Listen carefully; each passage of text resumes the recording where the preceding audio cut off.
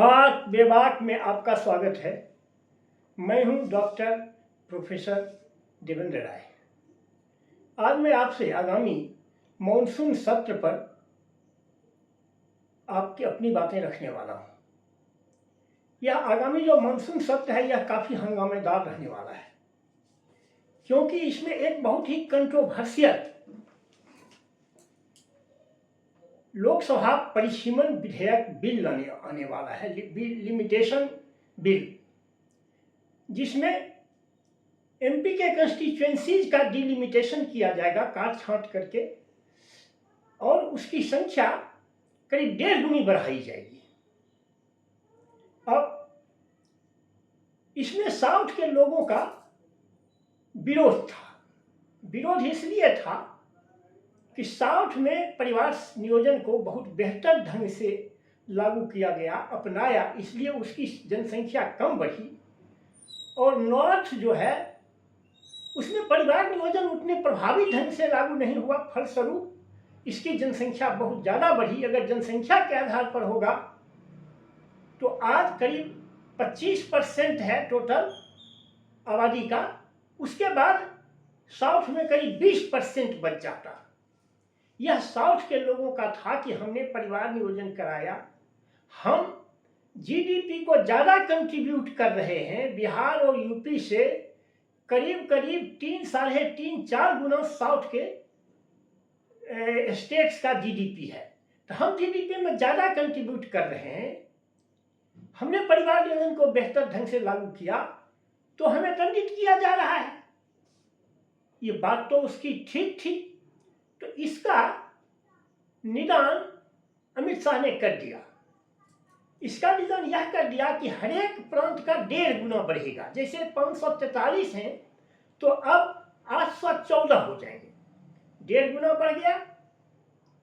अब हर एक प्रांत का, हर एक स्टेट का 1.5 गुना, जैसे बिहार है 40 से 60 हो जाएगा, तो केरल का 20 से 30 हो जाएगा, तमिलनाडु का ये 39 से करीब कितना हो गया, 39 से करीब 49 हो जाएगा। हर एक ये 44 हो जाएगा। हर एक स्टेट का जितना है उसका 1.5 गुना बढ़ा दिया जाएगा। तो इसमें तो जो रेशियो है वह बना रहेगा। और यह बिल इसलिए लाया जा रहा है कि महिलाओं को इसी के साथ 1/3 आरक्षण का बिल है। तो मान लीजिए 543 है, उसका 50% 271 बनता है, तो अगर 1/3 271 हम महिलाओं के लिए आरक्षित भी कर देते हैं तो पुरुषों के लिए 543 का 543 इंटैक्ट रह जाएगा। यह बहुत ही अच्छा बिल है। दूसरी बात है कि जनसंख्या भी नियंत्रित हो जाएगा। नियंत्रित इस मामले में अभी हमारे देश में औसत 16 लाख लोगों पर 1 एमपी है, जबकि इंग्लैंड में 1 लाख लोगों पर 1 एमपी है, 1 लाख वोटर्स पर 1 एमपी है। अमेरिका में 7 लाख वोटर्स पर 1 एमपी है।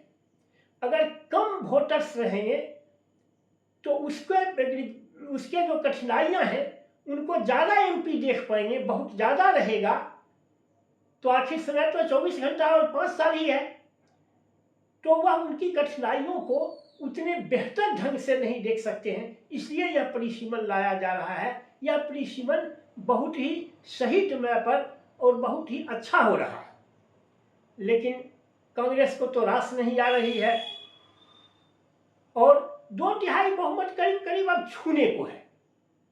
जिस समय इसकी सरकार बनी थी 240 एमपी हुआ था,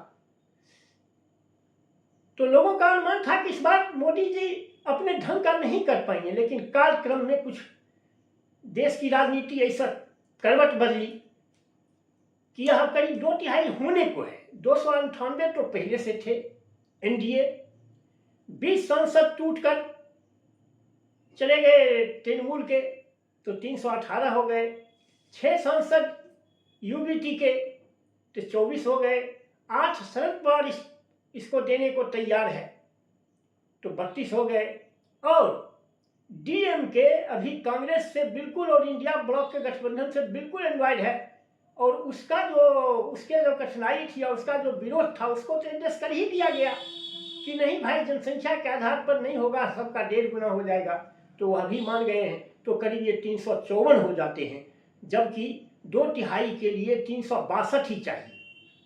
अब या तो कहीं से जुगाड़ कर लिया जाएगा, या भारत में तो परंपरा है, जैसा बिहार में देखे, कुछ लोग बीमार पड़ जाएंगे, इतने बीमार पड़ जाएंगे कि संसद में आने लायक नहीं रहेंगे, कुछ लोग आवश्यक कार्य से बाहर चले जाएंगे, यानी कुछ लोगों को एब्सेंट करा देने का बहाना मिल जाएगा। तो इस तरह एब्सेंट करा दिया जाएगा। जब एब्सेंट करा दिया जाएगा तो जाहिर है कि अगर लोकसभा के सांसदों की संख्या घट जाएगी तो उसका 2/3 भी घट जाएगा, और इस तरह सरकार इसको पूरा कर लेगी। अब इसमें कांग्रेस वाले डीएमके पर बरसे हुए हैं। ये जयराम रमेश बोल रहे थे कि देखिए पिछले लोकसभा में डीएमके ने बहुत बढ़ चढ़ कर विरोध किया था, इस बार समर्थन में आ गए हैं। अरे भाई, आपने भी तो 26 का इलेक्शन बहुत बढ़ चढ़ के लड़ा था डीएमके के साथ, और कैसे यू टर्न ले लिया डीएमके को छोड़कर टीवीके के साथ हो गए।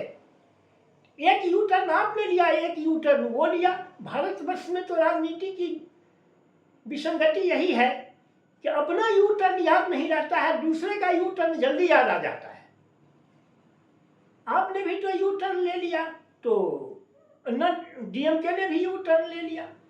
आप भी तो एमके स्टालिन को छोटा भाई कहते थे, क्या हुआ, क्यों छोड़ दिए? एक बार आपने छोड़ा, एक बार उसने आपको छोड़ दिया। अपने गिरेबान में झांकिए कि आप क्या कर रहे हैं, आपकी राजनीति क्या स्थिर है।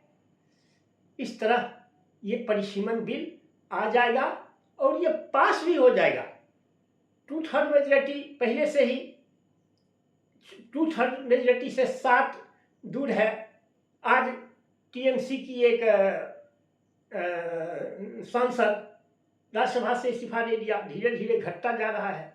तो इस तरह हमको उम्मीद है कि ये अमित शाह अपना जुगाड़ करके ये पूरा कर लेंगे और यह बिल पास हो जाएगा।